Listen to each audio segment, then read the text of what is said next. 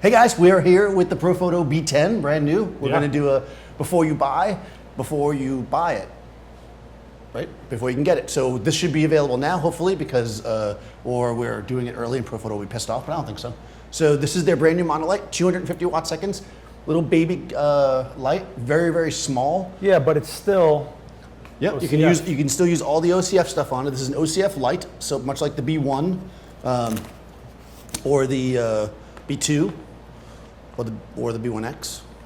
Right? Those are all the OCF lights, or yeah. So basically, it's a standard mount. It's a standard Profoto mount, so it's all universal. But this thing is the size of a lens, battery powered, and it's 250 watts. Yeah, so it's pretty awesome. So I did do a video on Adorama TV. We'll put a link somewhere, and you guys can see it in use there. But we want to talk a little bit about maybe who this is for, like we usually do. Well, this I think they've really gone the next step with. Yeah. It's the first light with Bluetooth. Yeah, it has Bluetooth in it, which is kind of cool. Which you can control the bi-colored LED light with your phone. Also, because it's Bluetooth, it's able to talk both ways. So this could be the next evolution of their remotes. I don't know. What do you think? I don't think so, but okay. What's cool about that is what's that saying? You get the complaint all the time with the B1X and all the other lights that you don't know what they're set at. You know, it's like, I don't know what my light's set at. And you know, up to this point, Profoto's been like, okay, well, you don't need to know. Like, that's what I would say too, right? But yeah, sometimes we want to know, right? So the Bluetooth app allows us a two-way connection, so we can see. There is like a capture function where you can shoot the light with the phone, but I'm not going to say anything about that. Yeah, I am. It's kind of silly. I'm not buying this light to use the flash with my phone. Yeah, because it's not really flashing when you do that. It basically is just kicks the LED. Kicks the LED. But as a flash unit, so forgetting about that, well, this is the first one we did the bad stuff at the beginning. Everything else is going to be good. So, I don't know. It's small, right? It's 250, so that's about a one-stop less power than the B1X. I mean, so it's going to be great for portraits. It's going to be great for people that you know want something small. You may notice that we're charging it while the battery's on there, which is also something new, right? You can run the light, charge it as you go, which is going to be super useful. There is they're pitching it as they call it a constant light, I think, or a continuous light, as opposed to a modeling light, which, as Seth talked about, is bicolor and reasonably bright. It's not going to replace an Arri 300 or something like that. No. But if you're doing a little bit of video and you want to get like a little bit, like a catch light or a little fill, we actually used it on the Adorama video a little bit, filling it on me. It's decently bright. You're not going to overpower. Oh, also, there's another video I do with Marissa where I use it, but that's at night. So yeah, it's pretty cool. I think if you do a little bit of video interview and stuff, you could probably use it for that. I think the most impressive thing was that we had it on a gorilla pod in a tree. Yes. So we had a 250 watt second, one of the smallest monolights I've ever seen in my life. Yeah. Battery powered in a tree with a gorilla pod. Yeah. Now I'm gonna just throw this out there right now for the people that are. I can already feel you typing the comments about. There's like these like, we'll say less expensive lights that are kind of this big that claim to be 200 watt seconds, I think, or whatever. Yeah, no. Well, efficiency is key here. This is a Profoto light, so it's going to give you a lot more power output than an equivalent light of this many watt seconds. That being said, 250 is good for a lot of things, but it's not going to make it dark outside the middle of the day, that's for sure. Also, an issue with lights that have been this powerful at this size has been overheating. Yeah. They just haven't been efficient. A lot of people have even swapped modular heads on them to make them work for the rest of the day. Yeah. We had so much ease of use of this. It was insane. Yeah, it was actually really good. We went out for the day. We shot 3 different locations. We walked around in the woods. We carried them around. One big thing is that you can throw it in your bag. It's the size of a lens. Yeah. So I did that. I put 2 in my bag with 2 A1s, and it wasn't so bad. Yeah, I think they're good. I would say that for a lot of people, this could be the light to get instead of a B1X. 100%. 100%. I think the question is for people, B2 or this? Like, do you want a pack with cords? Do you want them 2 points of source? Do you want 250 watts? That's going to be your question. Right. So based on what we know, or we've been kind of hinted at price-wise, because we don't know the price, even though this comes out after it launches, because we don't know the price yet. This is going to be 2 of these is going to be about a 50% more than a B2 kit is currently. So it is going to cost you more money to get 2 of these versus having a B2. That being with 2 heads. That being said, it's going to be twice as much power as well. And you can put them wherever you want because you're not worried about cords. I still like the B2 for some stuff. I like that the head of the B2 is so lightweight. Like, this is lightweight, don't get me wrong, but the B2 head being so lightweight, I still think it's great for some things. You're going to put it places like, yeah, Gorilla Pod on a tree. A B2 head, you could literally gaffer tape somewhere. This, I don't think so.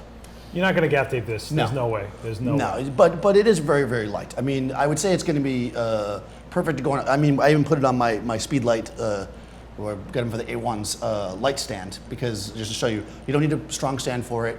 In the video, we kind of Gorilla Pod on a tree. It was the best. It was the best. Dave with it on a stick. Yeah. And then I think Dave in his hands. In but two it's shots also small enough to hide in a scene like a speed light.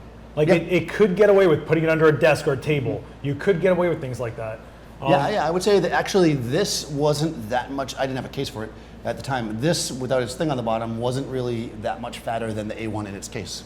It really wasn't. I mean, in its case. Also, the batteries seem really compact. They, from what we understand, they're going to be really affordable. And on the inside of the battery is a battery checker, which the A1's missing, in my opinion. You know, you can't tell how many how much power you have on every battery you're doing. So this will let you know where you stand at all times. I think for editorial, photojournalists, I think this is like corporate portraits. Yeah, I can see that. Documentary people that want to do a little bit of interviewing with the stuff. I can totally see this. Wedding guys. I do like this this charger / AC adapter. Why isn't it magnetic, Profoto? Yeah, but it's not magnetic. Who did the magnetic? Was that Bronco? Shamira has a magnetic. What's up? But there's, it was a charging cord, right? Yeah, let's get a magnet in here per photo. But I do like the Velcro on it. I do feel like after time, if you do it like this a long time, it's gonna end up getting deteriorated. I would get some of those little rubber bands with the little ball at the end. The bongo ties. Bongo tie. The one thing that this does that everyone asked the B1X to do was AC power. Yep, AC while you shoot. Yep. AC while you shoot, it's amazing. So that's going to be great if you're doing video, but it's also going to be good if you're just, okay, so I want to buy one set of strobes and I don't want to, I want to do a lot of studio work, but I also want to do location work. You can do this plugged in at the studio. My understanding is the 2-head kit's going to come with 2 chargers, so basically you can leave them plugged in like studio lights. Shoot. You want to go outside, unplug it, you're full battery, you're ready to go. Yeah, I'm fully into this light. I really am. And I think what was so impressive to me when I saw you do your video for Adorama TV was the TTL, and it was just kicking, and I'm watching it stay with you the whole time. And the battery barely even, you were through the whole day. You got through the whole That is true, we didn't project. recharge the battery at all. Not once. What they didn't have with the kit they gave me, and maybe the 2-head kit will come with this, I do not know, is a car charger. Because the B1X 2-head kit has a car charger, which I don't use that often, but man, it's useful. It's not the same charger. I tried to take it because I was like, oh, I'll just take that charger. So that's a little different, I guess. The charger is different than the other 2 OCF things. Whatever, it's not that big of a deal, I guess, but like sometimes I use my B2 charger to charge my B1X batteries if I'm have an extra battery charge, but I mean, this thing goes up to group F, which is crazy. Yeah, it's got a bunch of groups. It does do high-speed sync. It does do freeze mode. Optical slave built in, which is nice. No multi-pop though. We'll work on that. But yeah, I think. But if the Bluetooth excites me because it could open up a lot more things going down the line. Yeah, and Profoto does firmware updates, which is something a lot of lighting companies don't do. This is true. So you never know what this could actually evolve into. Yeah, it's one thing that they actually strove for. With this line, they were telling me when I was talking to them, is that with this menu-driven system, that you can do exactly that, update the firmware and change the entire menu system as you move forward. I mean, they did it with the A1. They gave it better high-speed sync. Well, who knows what this could turn into? Yeah. You know, and since it has an app on your phone, who knows what could happen? That's true. I mean, maybe that'll be useful. I mean, actually, I was talking to Fernando earlier, and he was saying, well, maybe you could use it if you were like had a scene set up and you wanted to get like an overall shot of it. You could like back up and shoot like a BTS with it and get the lights. So I see uses for it. I just thought it was kind of silly because it was like, oh, I'm going to use this, expensive light. Super expensive light for a phone. Yeah, I thought it was funny. Yeah, it was more. We were just, but whatever. What's funny about technology like this, like the Bluetooth thing, to me, is that there's a lot of things that have come into cameras and stuff that I've been like, oh. And then later on, like I use it all the time. So maybe the Bluetooth will become a thing. Yeah. It's about your habits. Yeah. For me, it's the power, the efficiency, and the size, and it was consistent, clean. Like everything we've ever shot Profoto, the light is always clean. Yeah. But man, you had this on TTL banging at a light that was changing by the minute. It was golden hour. Yep. I was very impressed with it. I was hoping to find something to be like, oh, I don't want to spend money, but now I want to spend money. And I did. I mean, a lot of times when I shoot, and actually I get a lot of comments about this on videos, I do often switch to manual because Profoto has that shoot it in TTL to get the base exposure, then change it. But in this particular case, because one of the shots I was tracking, right? Marissa was walking, we were shooting. That was cool. So I had to keep it in TTL. And then also, as you said, light changing at the end of the day. And that was high-speed sync, TTL, end of the day. The high-speed sync that you got off on this thing was, you were at 1.8 or something? 8,000th of a second at f2. Yep. I mean, you would not get that shot any other way. Yeah, it's crazy. Like you would have had to like stack up tons and tons of ND, and you wouldn't be able to see through your lens. You'd never be able to get it in focus. So I am spoiled by high speed sync. Is one of those things. I can actually remember when high speed sync first started becoming more popular, and I was like, I don't care about. Now it's like I do it all the time. It's awesome, but it also wasn't where it is today. So no, that's true. So to get that background, underexposed the way you did it, to have that shallow depth of field the way you did, there's no other way to get that combination to work out. I'm super impressed with this light. Yeah, me too. This may be, to me, I guess because we always say the best compromise. Yeah, best compromise. Like this might be, if you're getting into Profoto, almost anybody except for somebody that wants the A1 specifically because they want a on-camera flash, this is probably the light for you. Yeah, in your changing light conditions, you didn't push this once. I never saw you go, put it all the way up and let's figure this out. No. Yeah, I mean, I think that it held its own, and I would say that just about anybody that needs a flash, this would be great for.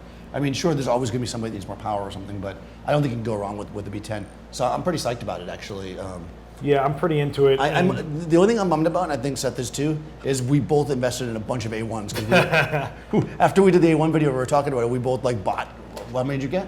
5. You bought 5, yeah. So, but here is where you can see the battery, tells you how much is left, which I wish my A1s had, because let me tell you, when I'm flipping through starting a setup, I'm like, which ones did I charge? Which ones did I charge? I'm turning on lights, turning them off. Well, and also the way that you shoot with lots of small lights, this Bluetooth would be amazing. Unfortunately, they're not going to be able to add Bluetooth. I can't imagine to a light that already exists. No. But that's what I mean by that, because this would be so great for that. But mixed with a B1, an A1 as an onboard flash, and this, and that's my trigger, yeah, I think that'd be amazing. It's over. So yeah, so now it's like we're going to invest in more lights after we just spent money. But I definitely like these. I would definitely pick one up.